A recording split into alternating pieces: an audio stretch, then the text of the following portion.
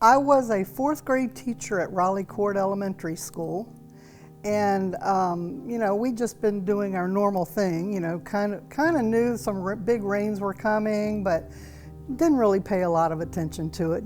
Because Roanoke, it is what it is. But on that particular day of the water rising, the principal came into my classroom, or all of our classrooms, and said, "You guys, we're shutting school down. The buses are coming. You guys need to go home." So that's pre-cell phone time. So I called my husband, who worked at the Kroger bakery, got him, and he said, "Well, that we've been told we have to stay here." And I can't remember the exact location of where he was as far as the building, but I know that there was water around them. But they baked bread, so they were going to be in high production, in case people had to stay home or whatever. And so I got in the car and I started driving towards Salem, I lived in the Cherokee Hills subdivision. I have 3 children. 2 of them were at Glenver Elementary School. One was a kindergartner and one was a first grader. And then I had an 18-month-old baby that was in a private home for daycare up in Salem. So as I'm driving down Main Street in Salem going towards, I was going to go pick my children up and take them home. And then I met someone, it was another parent that said, "Oh, you can't go to Glenver. They won't let you up there." So we've been told that the kids are safe, everybody's safe, but they're not releasing any students, and they're not bringing buses in, and they're not letting parents come, and they're not, it is. Well, it turns out that the kids had to spend the night there at the school. So that was interesting. But I knew they were safe. So I thought, well, I'll go get my 18-month-old baby. And as I came up towards that area, I noticed that the road was just massive water. Not just a trickle. It was a lot of water. But something about the mother kicked in with me, because I looked up on the hill. There's a little incline, and I looked up there and I could see the babysitter's house, and the water was already up to her front door. I could see that, so it scared me, and I could, no cell phones, couldn't call her, didn't know what to do.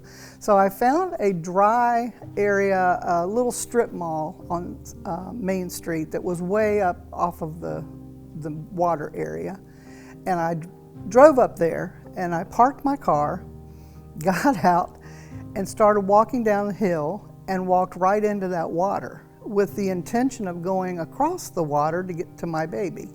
So I'm a non-swimmer. I'm very much afraid of water, and so this was a big deal for me, So I'm treading through the water. Slowly it's getting to, chest high on me. And it's fairly, rapid. It was going pretty quick.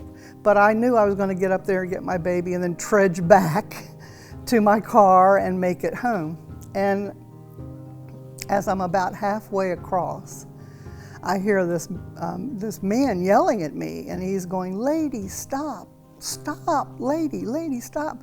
But I was determined, so I just kept on going. And the next thing I know, he comes up behind me and grabs hold of my arm, and he was a firefighter. He dressed in all of his gear, and he looked at me and he said, "What are you doing?" And I started sobbing. I said, "My baby's at that house up there. I have to go get her."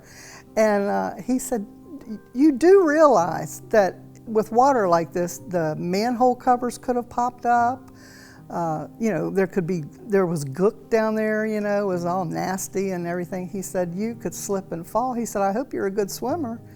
I said, "Well, I don't know how to swim." So it felt like an eternity that we stood there and just looked at each other like, what are we going to do? Because here I am in water up to my chest. and he just didn't know. So he said, okay, here's the plan. He said, I'm gonna take you by the arm, walk you over there. We're gonna walk up to her door, knock on the door, and try to get your daughter. So we did that.